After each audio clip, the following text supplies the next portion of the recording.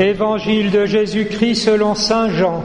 Après avoir multiplié les pains, Jésus disait à la foule des Juifs: « Personne ne peut venir à moi si le Père qui m'a envoyé ne l'attire vers moi, et moi je le ressusciterai au dernier jour. Il est écrit dans les prophètes, ils seront instruits par Dieu lui-même.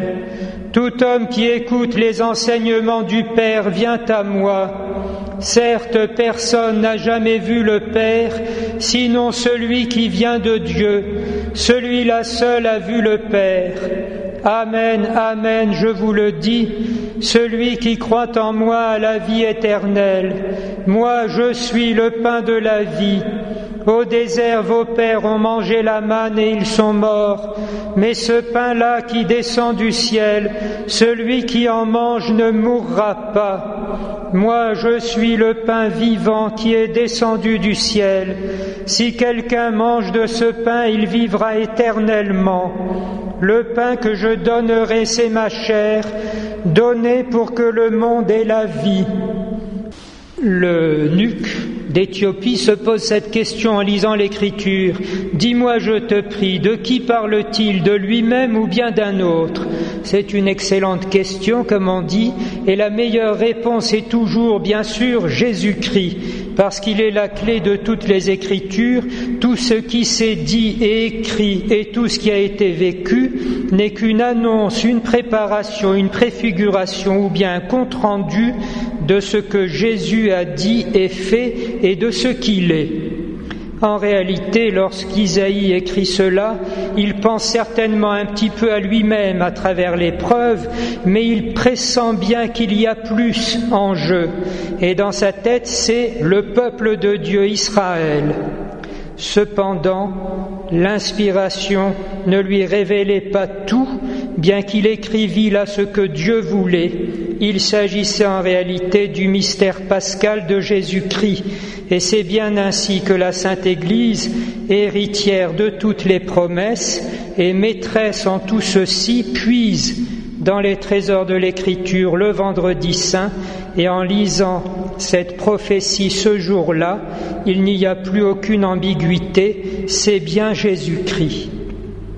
Mais à partir de ce sommet de toute la révélation et de toute œuvre de Dieu, Jésus-Christ, tout comme à partir d'une source aussi reflue jusqu'aux origines mêmes de la fondation du monde et jusqu'à la fin des temps, pour nous ouvrir sur l'éternité.